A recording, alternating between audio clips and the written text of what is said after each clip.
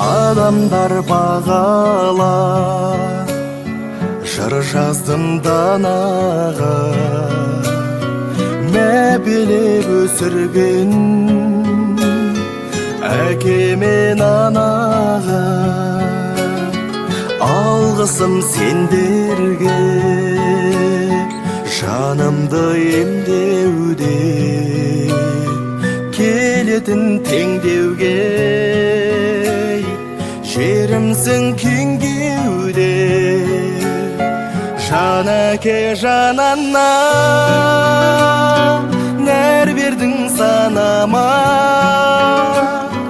жақсылық тіледім өсірген балаңа. Жақсылық тіледім өсірген балаңа.